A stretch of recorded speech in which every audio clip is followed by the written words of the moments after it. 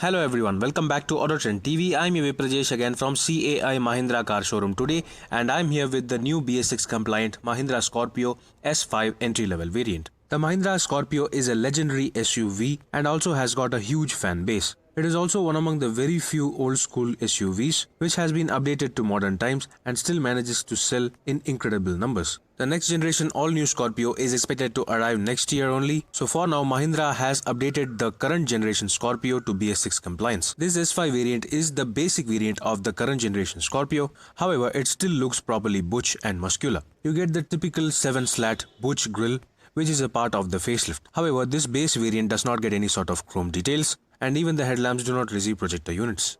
And of course, this being the base variant, you do not get fog lamps as well. At the sides, however, this basic S5 variant also gets 17-inch steel rims with wheel covers, along with standard running boards to help passengers climb and get in. On the lower part of the rear doors, you also get a Scorpio badging in 3D effect. Being the entry-level S5 base variant, you do not get body-colored door handles. However, the Scorpio S5 variant receives piano black finished ORVMs which are actually large in size.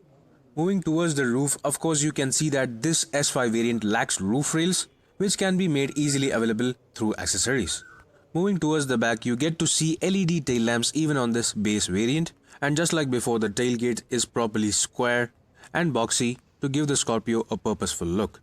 However, you do not get a rear windshield wiper washer or defogger, and even this door handle is not body colored. You get a provision to mount the reverse parking camera, however you only get reverse parking sensors as standard on this base variant. Another point to be noted is that all BS6 compliant Mahindra cars now get micro hybrid engine start stop system as standard. And yes, just as I said, you get 2 reverse parking sensors as standard on the rear bumper. So that was all about the exterior details of the base variant S5 variant of the BS6 compliant Mahindra Scorpio. Now let's just get inside to check the features. Yes folks, right now I'm inside the new BS6 compliant Mahindra Scorpio S5 entry level variant, and this is how the interior looks like. It is of course an entry level basic variant, so it gets only the basic essential features such as you get a tilt adjustable steering wheel as standard, so which is quite nice, and you also get thumb contours which is quite nice for a Scorpio entry level variant. And however, the instrument cluster remains exactly basic with sort of greenish yellow lighting, which is a bit too 90s, but still it is okay. You get only trip meters A and B, and no distance to empty, no other details such as overall range and instantaneous efficiency. It is just a basic instrument cluster with a basic MID, so this is good enough, not great, but still it is okay. And coming to the controls, you get the headlamp stalks on the right side, which is of course of standard quality. It is a bit hard and plasticky. It could have been better, but still it is okay.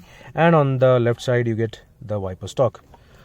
So that was all about that. Coming to the right side of the steering wheel, you get these controls over here. This here is the button to open the fuel cap, and this here is the scroller for the headlamp leveling, and this here is the new feature which is engine auto start stop, which of course is included in the micro hybrid system portfolio of Mahindra, which is now standard across all variants of all the cars on say every Mahindra car. So that is nice, and that is all about that.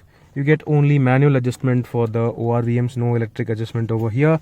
And coming lower down, you get all 4 power windows, however no auto down or auto up function even for the driver window. Surprisingly, you get this nice fabric padding on the door pads, which is quite nice. It is not cushiony, it is just a fabric layer, that is all, but still it is quite nice and changes the ambience of this cabin to a certain extent. The door handles are of contrasting color. They are black and they are of course a bit plasticky, still it is okay, nothing to complain of. Coming to the center console, of course you do not get any features over here except for aircon. The aircon is of course of a manual type, and you get 3 rotary switches, rotary knobs. You get one for the blower, one for the temperature, namely the cooling and the hot, and on the further left side is the positioning for the aircon flow. That is all about that. And lower down you have 3 buttons. There are actually 5 buttons, but 2 of them are dummy and only 3 are actually functioning. I don't know for what, but still it is okay. You get AC low, AC high, which has always been the controls for any Scorpio, including the Xylo as well. Even the Xylo used to get AC low and AC high controls. I don't know for what, but still it works for Indian conditions. And this here is the button for internal recirculation of the aircon. So that is all about that. And this here is the hazard button, surprisingly quite low positioned, just behind the gear lever. As you can see, if the gear lever is over here, you cannot actually easily operate the hazard lamp. It is quite an ergonomic flaw, but still it is fine. The transmission lever, of course, is a 6-speed unit. That's because even this entry-level basic Scorpio S5 variant gets a 140 bhp 2.2 liter M-Hawk turbo diesel engine, and you also get a 6-speed manual transmission. So that is quite nice in terms of power upgrade. It is now faster, more powerful than the previous 120 bhp engine. So that is nice to have. And coming behind that, you get a rubber pad over here. I don't know, probably to store your phone and stop it moving. So that is quite nice and thoughtful. And there are a couple cup holders here. I mean, not cup holders, but you can store a lot of items, including your wallet or something else. You can even store your water bottles. Yeah. And behind over here are a couple rear AC vents. These are, of course, connected to the front AC system itself, and you cannot individually turn them off. However, you can turn the vents off using this scroller, which is quite okay. And this entry-level variant does not get any sort of center armrest or armrests for the front passengers, let alone the rear passengers. So I'll just get to the rear seat in a couple minutes. Before that, let me just cover the storage parts. And this here is the standard glove box. It does not get any sort of cooling function, but still it is okay. And this glove box gets a sort of pattern on the behind. I don't know for what, probably for design, and it's okay. That is all. Everything is fine. And coming to the roof, you get day-night switch for the IRVM, which is quite a nice feature to have on an entry-level variant. And the sun visors are quite large, despite the fact that you get only a small vanity mirror for the passenger side. So it is okay. It gets only the essentials, and this car also does not get remote locking, as I would like to show you the key of this car. This here is the key for the Scorpio S5. No remote locking. You just only get a flip key, but it's not a remote functioning. Both keys are exactly the same. No controls or buttons, but still this car gets central locking, which is manual central locking to be precise. As you can see, it gets manual central locking, no remote locking, which is okay. Now let's get to the back seat of the Mahindra Scorpio S5 entry-level variant. Yes folks, right now I'm in the back seat or the middle row of the new Mahindra Scorpio BS6 S5 entry-level variant, and this is how the dashboard looks like from the rear seat. It may not have a lot of features, but still it gets all the essentials right, and it is okay. Now coming to the back seat, of course these are not the most comfortable, neither the most spacious back seats in this category, because the space is just about decent. The driver seat is adjusted for my height, which is 5'10" for reference, and of course you do not get height adjustment for the driver seat on this basic variant, which is a thing to be noted. And coming to the back seat comfort itself, the thigh support is really good, surprisingly good, because the seat squab extends all the way up to my knee. But still the backrest is quite upright. As you can see, it is too upright. I don't know how comfortable will be taller people than me, but still for me itself it is quite average, just about average, because the seat squab is good, the support is good. However, the backrest is quite flat and unsupportive and too upright. I don't know how to judge this. It is quite okay though. For shorter people this will be no problem. And you get 2 adjustable headrests for the further end passengers. So that is all about that. And you of course get 3-point seat belts for 4 people in this car. The middle passenger, however, does not get a 3-point seat belt. He or she gets only a lap belt. So that is okay. It is okay in terms of comfort. The advantage, however, is the visibility. You can see humongous windows all over. So this is a good thing even for the driver and even for the rear passengers. So that is quite nice to have on such a large and tall SUV. So apart from that, in terms of knickknacks, you get power window switches on the doors. You get sort of rubberized door handle over here, which is surprisingly sturdy and robust. You also get the fabric padding on the doors. And this is claimed to be a phone holder. I'm not sure what sort of phone will fit here. Probably a Nokia 1100 or some older models, because no smartphone will ever be able to fit over here. That is a thing to be kept in mind. The good thing, however, is that you get nice 1 liter bottle holders on the rear doors, because the front doors does not get any sort of bottle holders. However, accessing this bottle holder is going to be tricky, because it is quite hampered by the very long seat squab over here, and if you have stored a 1 liter bottle over there, it is going to be even more trickier.